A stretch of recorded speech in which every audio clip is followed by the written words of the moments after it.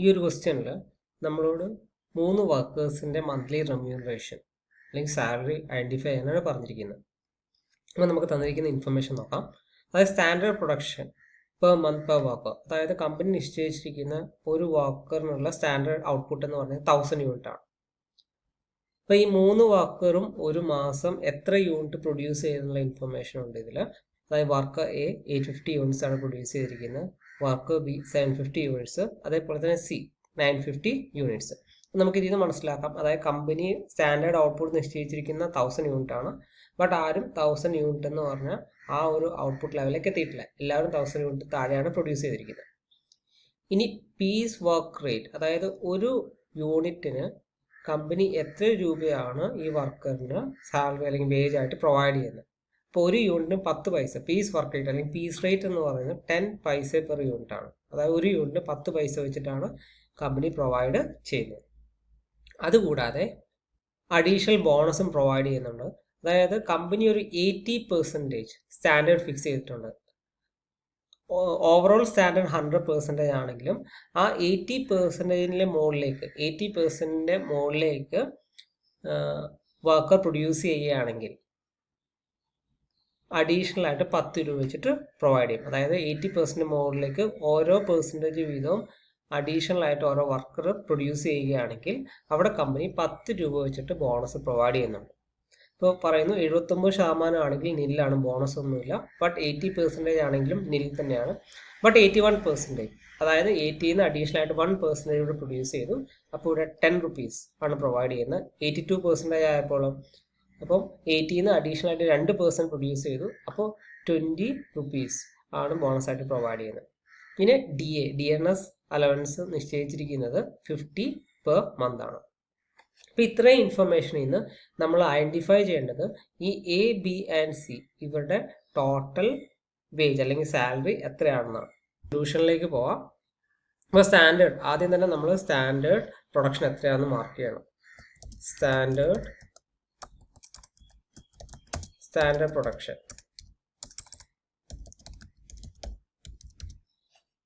Production എന്ന് പറയുന്നത് 1000 units ആണ്. 1000 യൂണിറ്റ്സ്. ഇനി അടുത്തത് നമുക്ക് ഓരോ വർക്കറും എത്ര യൂണിറ്റ് പ്രൊഡ്യൂസ് ചെയ്തു അല്ലെങ്കിൽ എത്ര പെർസെൻറ്റേജ് ആണ് പ്രൊഡ്യൂസ് ചെയ്തിരിക്കുന്നത് നമുക്ക് നോക്കാം. അപ്പോൾ എ പ്രൊഡക്ഷൻ എന്ന് പറയുന്നത് 850 യൂണിറ്റ്സ് ആണ്. ടോട്ടൽ ഔട്ട്പുട്ട് എന്ന് പറയുന്നത് 850 യൂണിറ്റ്സ് ആണ്. അപ്പം എത്രയാണ് എയുടെ ഓവറോൾ പ്രൊഡക്ഷൻ എഫിഷ്യൻസി നമുക്ക് നോക്കാം. Production efficiency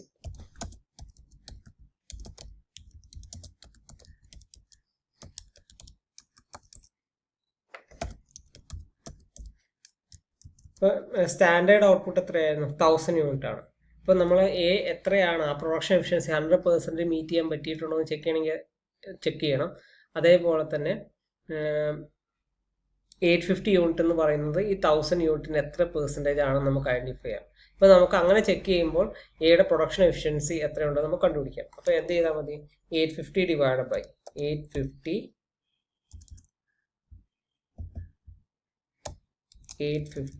divide by 1000 into 100 ചെയ്താൽ മതി. നമുക്ക് അങ്ങനെ ചെയ്ത് നമുക്ക് കിട്ടുന്ന ആൻസർ എന്ന് പറയുന്നത് എത്രയായിരിക്കും? 85% ആണ് എയുടെ പ്രൊഡക്ഷൻ എഫിഷ്യൻസി എന്ന് പറഞ്ഞു കഴിഞ്ഞാൽ. ഇനി അടുത്തത് നമുക്ക് ബിയുടെ ടോട്ടൽ ഔട്ട്പുട്ട് നോക്കാം. ബിയുടെ പ്രൊഡക്ഷൻ എന്ന് പറയുന്നത് എത്ര യൂണിറ്റ് ആയിരുന്നു? 750 യൂണിറ്റ്സ് ആണ്. 750 യൂണിറ്റ്സ്. ഇപ്പോൾ ബിയുടെ പ്രൊഡക്ഷൻ എഫിഷ്യൻസി നമ്മൾ നേരത്തെ എയുടെ കണ്ടുപിടിച്ചോളെ തന്നെ ചെയ്താൽ മതി. ബീസ് പ്രൊഡക്ഷൻ എഫിഷ്യൻസി അതായത് 750 ആണ് ബിയുടെ output divide by company standard ആയിട്ട് ഫിക്സ് ചെയ്യുന്ന 1000 യൂണിറ്റ് ആണ്. 1000 ഇൻറ്റു 100. ഇങ്ങനെ ചെയ്യുമ്പോൾ നമുക്ക് ബിയുടെ പ്രൊഡക്ഷൻ എഫിഷ്യൻസി എത്ര ഉണ്ടെന്ന് കിട്ടും. അതായത് 75%. ഇനി അടുത്ത് സിയുടെ പ്രൊഡക്ഷൻ ആണ്. സിയുടെ പ്രൊഡക്ഷൻ എന്ന് പറയുന്നത് 950 യൂണിറ്റ്സ് ആണ്. 950 യൂണിറ്റ്സ്. ഇപ്പോൾ സിയുടെ പ്രൊഡക്ഷൻ എഫിഷ്യൻസി ഐഡൻറ്റിഫൈ ചെയ്യണം. C is production efficiency.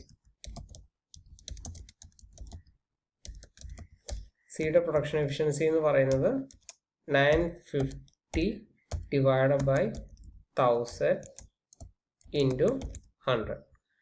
അപ്പോൾ സിയുടെ പ്രൊഡക്ഷൻ എഫിഷ്യൻസി എന്ന് പറഞ്ഞാൽ 95% ആണ്. ഓക്കെ, ഇപ്പം നമുക്ക് 3 വർക്കേഴ്സിൻ്റെ എഫിഷ്യൻസി എത്രത്തോളം ഉണ്ടെന്ന് മനസ്സിലായി. അപ്പോൾ ആരും ഈ 100% എഫിഷ്യൻസിയിലേക്ക് എത്തിയിട്ടില്ല. അതായത് കമ്പനി സ്റ്റാൻഡേർഡായിട്ട് ഫിക്സ് ചെയ്തിരിക്കുന്ന എത്രയായിരുന്നു ഔട്ട്പുട്ട്? 1000 ഔട്ട്പുട്ട് ആയിരുന്നു, 1000 യൂണിറ്റ് ആയിരുന്നു. ബട്ട് എ ആ 85% ആ എഫിഷ്യൻസിയിലേക്ക് എത്തിയിട്ടുള്ളൂ. ബി 75%, സി എന്ന് പറയുന്നത് 95%. അപ്പം ഇനി നമ്മൾ ചെയ്യേണ്ടത് എന്താണെന്ന് പറഞ്ഞു കഴിഞ്ഞാൽ, ഈ സി എന്ന് പറഞ്ഞ ക്വസ്റ്റ്യനിൽ ഇൻഫർമേഷനിൽ സി എന്ന് പറഞ്ഞ പോയിന്റ് ശ്രദ്ധിക്കുക. ഇവിടെ കമ്പനി പറയുന്നുണ്ട് ഓരോ വർക്കറിനും അഡീഷണൽ ബോണസ് പ്രൊവൈഡ് ചെയ്യുന്നുണ്ട്. ബട്ട് ഒരു കണ്ടീഷനുണ്ട്. ആക്ച്വൽ പ്രൊഡക്ഷൻ, അതായത് 80% എഫിഷ്യൻസിക്ക് മുകളിലാണെങ്കിൽ മാത്രമേ അവിടെ കമ്പനി എന്ത് ചെയ്യുന്നുള്ളൂ? അഡീഷണൽ ബോണസ് പ്രൊവൈഡ് ചെയ്യുന്നുള്ളൂ. അപ്പോൾ ഇവിടെ ഓരോ വർക്കറിനും എത്ര രൂപയാണ് ബോണസ് ആയിട്ട് കിട്ടുന്നത് നമ്മൾ കണ്ടുപിടിക്കണം. അപ്പോൾ നമുക്ക് ആദ്യം എക്ക് എത്ര ബോണസ് കിട്ടുമെന്ന് നോക്കാം.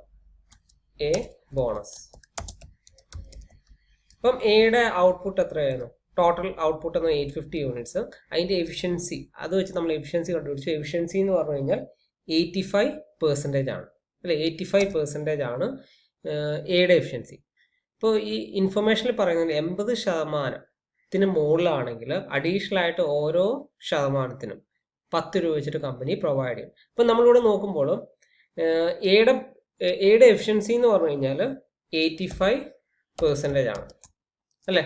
അപ്പം ആക്ച്വൽ പ്രൊഡക്ഷൻ 80% മുകളിലാണെങ്കിൽ, ആക്ച്വൽ പ്രൊഡക്ഷൻ 80% മുകളിലാണെങ്കിൽ അഡീഷണൽ ആയിട്ടുള്ള ഓരോ പെർസെൻറ്റേജിനും കമ്പനി എന്ത് ചെയ്യും? കമ്പനി 10 രൂപ വെച്ച് ബോണസ് പ്രൊവൈഡ് ചെയ്യുന്നുണ്ട്. അപ്പം നമ്മൾ ഇവിടെ നോക്കുമ്പോൾ എയുടെ ബോണസ് എന്ന് പറയുന്നത്, അതായത് ആക്ച്വൽ പ്രൊഡക്ഷൻ 85%. അപ്പം 80-ൽ നിന്ന് നമ്മൾ ചെക്ക് ചെയ്യുമ്പോൾ 5% അഡീഷണൽ ആയിട്ട് ആർക്ക് പ്രൊഡ്യൂസ് ചെയ്യാൻ പറ്റിയിട്ടുണ്ട്? ഈ എക്ക് പ്രൊഡ്യൂസ് ചെയ്യാൻ പറ്റിയിട്ടുണ്ട്. അപ്പം എക്ക് കിട്ടേണ്ട ബോണസ് എത്രയായിരിക്കും? 1% 10 രൂപയാണെങ്കിൽ 5% എത്രയായിരിക്കും? 10 × 5, അതായത് 50 രൂപയായിരിക്കും എക്ക് കിട്ടാനുള്ള ബോണസ്.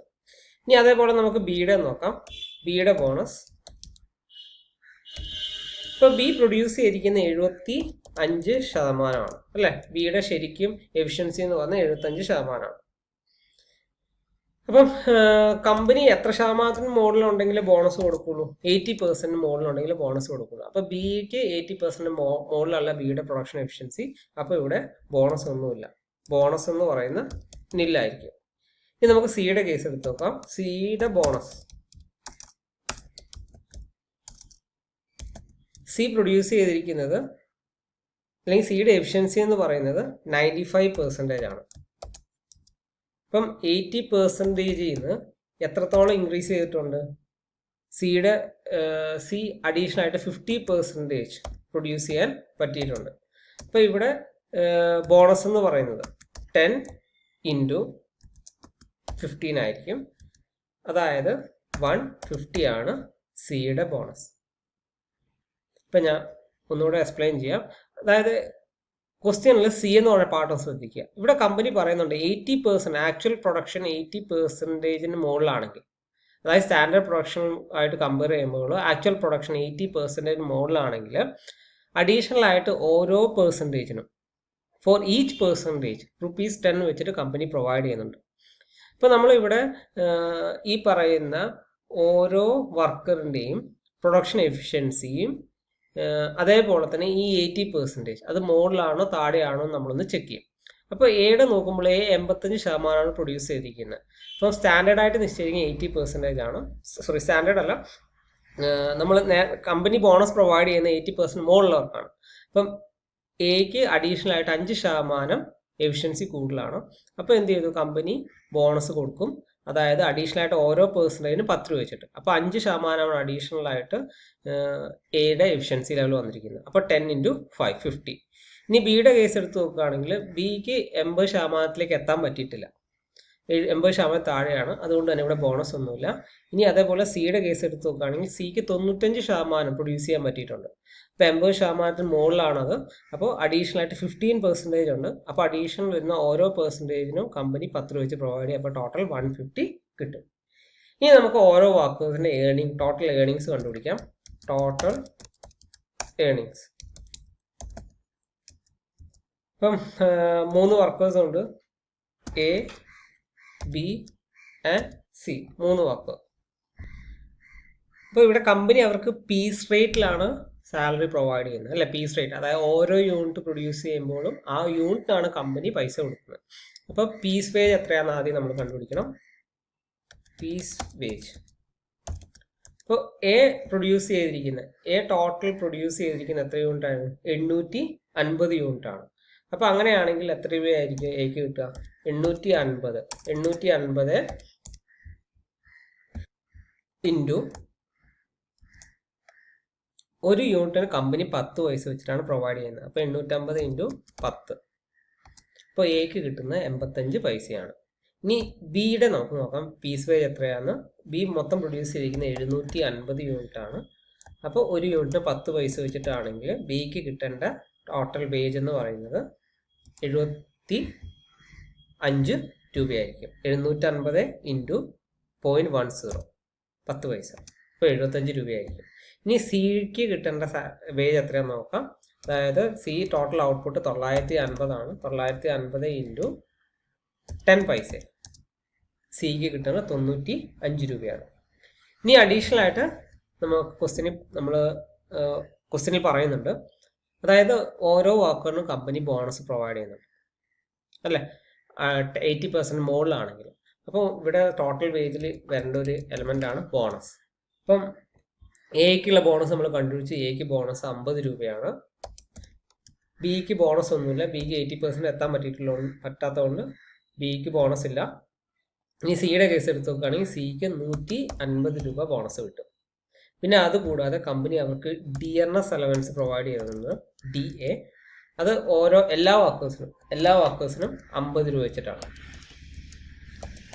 അപ്പോൾ നമുക്കിനി ടോട്ടൽ വേജ് കാണാം. Total wage. അപ്പം എയുടെ ടോട്ടൽ വേജ് എന്ന് പറഞ്ഞു കഴിഞ്ഞാൽ ഈ piece wage plus bonus plus DA, അതായത് 185. ഇനി ബിയുടെ ടോട്ടൽ വേജ് എന്ന് പറയുന്നത് 125. സിയുടെ ടോട്ടൽ വേജ് എന്ന് പറയുന്നത് 295 രൂപയും.